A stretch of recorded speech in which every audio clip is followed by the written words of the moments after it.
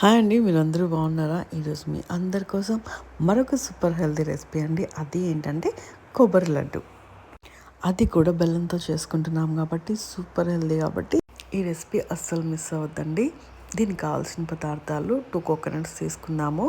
దానికి తగినంత బెల్లం కూడా తీసుకుని పెట్టుకుందాం. ఆ కొబ్బరికాయల్ని మనం పగలగొట్టుకొని ఇట్లాగా కొబ్బరి తీసుకుందామండి. ఈ కొబ్బరిని మనం ఇప్పుడు మిక్సీ పట్టుకుందాం. మీరు కొబ్బరిని కూరుకున్నా కూడా టేస్ట్ చాలా బాగుంటుందండి. సో చూసారు కదా, మిక్సీ పట్టుకుంటే ఈ విధంగా వస్తుంది. ఈ కొబ్బరి తిరిగి చూడండి, భలే ఉంటుంది. ఇప్పుడు ఒక ప్యాన్ తీసుకోండి, దాంట్లో నెయ్యి వేసుకోండి. 1 to 2 టేబుల్ స్పూన్స్ గీ వేస్తే సరిపోతుందండి.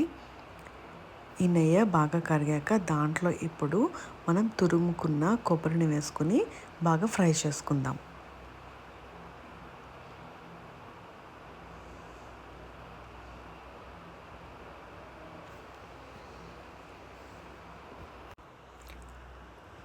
ఈ కొబ్బరిని మనం హైలో పెట్టుకునే ఫ్రై చేసుకోవాలండి. లేదంటే సిమ్లో పెడితే ఏమవుతుందంటే కొబ్బరిలో ఉన్న నూనె దిగిపోతుందన్నమాట.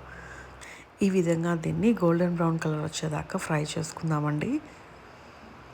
సో కొంచెం ఇట్లా ఫ్రై అయితే సరిపోతుందన్నమాట.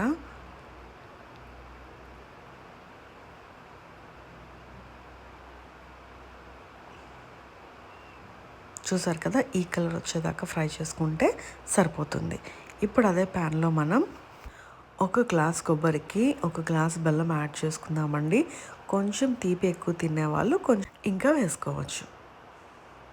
దీంట్లో ఇప్పుడు 1 టేబుల్ స్పూన్ వాటర్ వేసుకుని బెల్లాన్ని బాగా కరిగించుకుందామండి.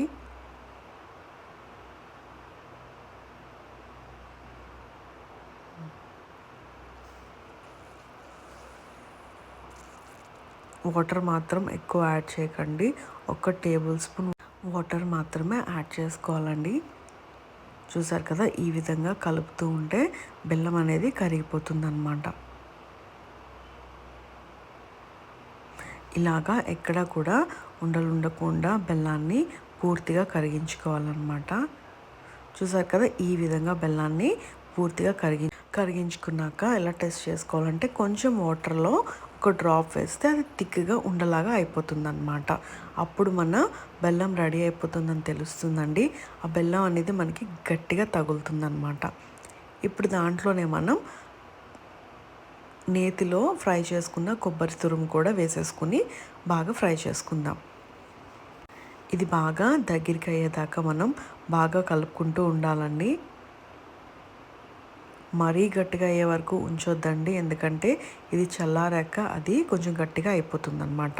ఇలాగా థిక్ కన్సిస్టెన్సీ వచ్చేదాకా ఉంచుకుంటే సరిపోతుందన్నమాట.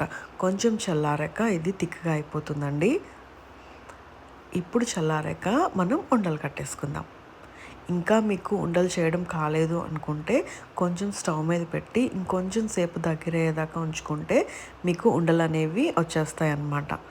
చూసారు కదా, ఇలాగే అన్నీ కూడా లడ్డూలు చేసేసుకుందాం. అంతే అండి, సింపుల్గా ఇంట్లోనే హెల్దీ కొబ్బరి లడ్డూలు రెడీ అయిపోయాయి కదా. సో ఇప్పటి వరకు మన ఛానల్ సబ్స్క్రైబ్ చేసుకోకపోతే వెంటనే చేసుకోండి.